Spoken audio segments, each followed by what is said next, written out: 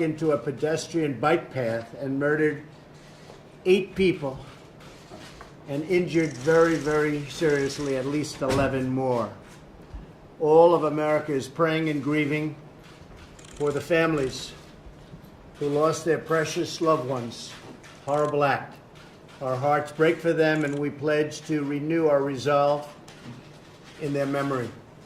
My administration is coordinating closely between federal and local officials to investigate the attack and to further investigate this animal who did the attacking. And updates will be provided as available. I am today starting the process of terminating the diversity lottery program. I'm going to ask Congress to immediately initiate work to get rid of this program. Diversity and diversity lottery. Diversity lottery sounds nice. It's not nice. It's not good. It's not good. It hasn't been good. We've been against it. So we want to immediately work with Congress on the diversity lottery program, on terminating it, getting rid of it. We want a merit-based program where people come into our country based on merit. And we want to get rid of chain migration.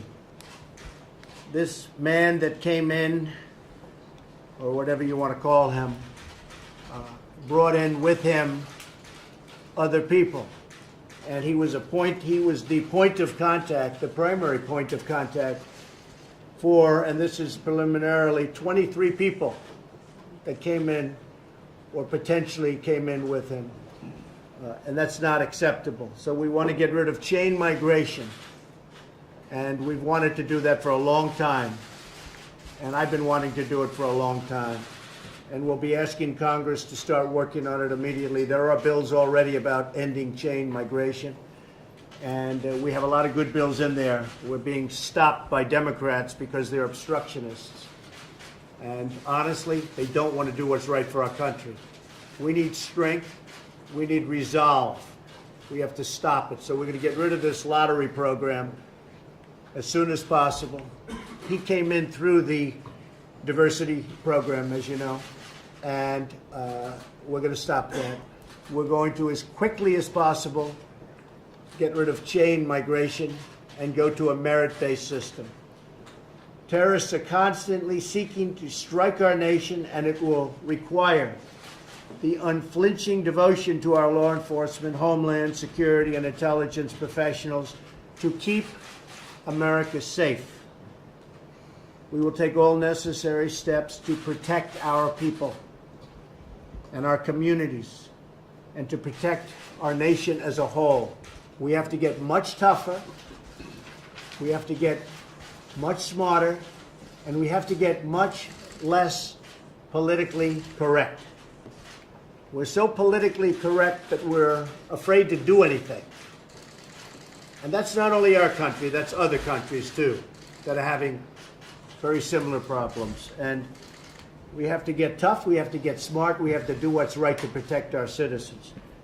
We will never waver in the defense of our beloved country, ever. And we'll never, ever forget the beautiful lives that have been taken from us. That was a horrible event, and we have to stop it, and we have to stop it cold. We also have to come up with punishment that's far quicker and far greater than the punishment these animals are getting right now. They'll go through court for years. At the end, there'll be who knows what happens. We need quick justice, and we need strong justice, much quicker and much stronger than we have right now. Because what we have right now is a joke, and it's a laughing stock. And no wonder so much of this stuff takes place. And I think I can speak for plenty of other countries, too, that are in the same situation. So, with that being said, we will be starting our cabinet meeting today. It'll be a discussion that will focus on vital issues of tax cuts, and tax reform. It'll be the largest tax cuts in the history of our country by far. The House is doing very well. They've taken an extra few hours, which will go into tomorrow, and they'll be announcing, and I'll probably be standing with them. We leave, as you know, for Asia. We're leaving on Friday morning. So I'll be standing with them sometime tomorrow. We'll be announcing massive tax cuts and reform. Not just tax cuts. It's tax cuts, which to me is the most important, but it'll be tax cuts and reform. We've now had 2 straight quarters of 3% or more economic growth, GDP. But our economy and our country cannot take off the way it really should. So it's really, really competitive with the rest of the world unless we get the kind of tax cuts for our companies and our middle class, our workers, unless we get the jobs we need. It can't really take off until we get the tax cuts and reform passed. This week, the House Ways and Means Committee will unveil a historic tax plan that will create new jobs, higher wages, which hasn't happened in many years, and now it's starting to happen. I'm happy to tell you, many, many years. People making less money today than they made 20 years ago. You've heard it many times before. But it'll lead to tremendous prosperity for American families, communities, and also for our job-producing businesses. At the center of our plan are tax cuts for the working Americans. We will reduce tax rates, increase the amount of income that is taxed at zero, and increase the child tax credit, which is very important to families. We'll make the tax code simple and fair so that the vast majority of Americans can file their taxes on a single sheet of paper. We will be simplifying, it'll be called simplification, our tax code. We will restore America's competitive edge by lowering taxes on America's businesses for the first time in more than 30 years, and it'll be a historic cut. Right now, other countries are so far below us, and then when you wonder, you see all these companies leaving, one after another, they leave. That's not going to be happening. And I must tell you, I've stopped it even before this, but we're going to be stopping it in full. People are coming back. We'll be announcing very shortly, possibly right after I get back, a major company that's moving back into the United States. It's going to be a major name. People are going to be very surprised, especially the country from which they're leaving will be surprised. Under our plan, we'll go from being one of the highest tax nations in the world to one of the lowest, meaning more jobs, more factories, more plants, more opportunities right here in America, where we want them. We will reduce taxes for businesses of all sizes. I must add that we're also negotiating right now, we have my full team here, tremendously different trade deals. Our trade deals are horrible. They were made by people that, honestly, it's sad. It's very sad for our country. Every trade deal we have is disastrous. We're renegotiating our trade deals. And if we have support from Congress, we'll make trade deals that are horror shows into very good and respectable trade deals, and trade deals that are good for both countries and, in fact, many countries. But very important is that we renegotiate our trade deals. With Mexico, as an example, we have a trade deficit of $71 billion. That's NAFTA. We have trade deficits with China that are through the roof. They're so big and so bad that it's embarrassing saying what the number is, but you know what the number is. And I don't want to embarrass anybody 4 days before I land in China. But it's horrible. And you look all over the world, no matter where we do trade, we have bad trade deals. We're renegotiating those deals, as I said I would during the campaign. And that's going to be a big factor in our growth. Finally, our plan will bring back trillions of dollars from offshore. Trillions. We have, in my estimation, $4 trillion that will come pouring back into our country, that will be put to work and will be spent by our companies that could never get the money back for many years. And interestingly, it's something that Republicans and Democrats have agreed on for years. Bring the money back. What's not to agree?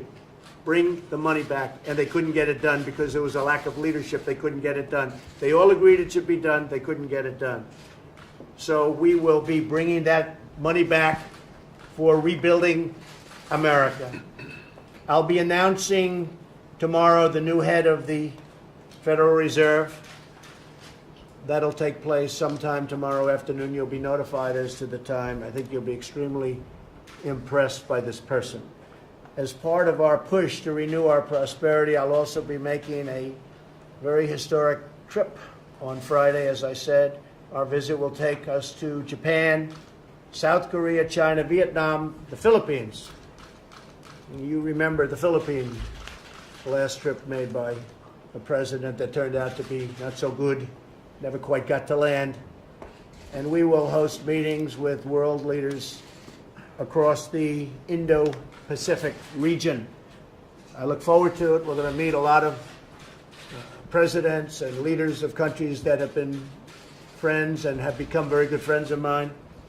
And we have great trade relationships, other than the fact that we are right now being taken advantage of, but I think they'll start changing them pretty quickly.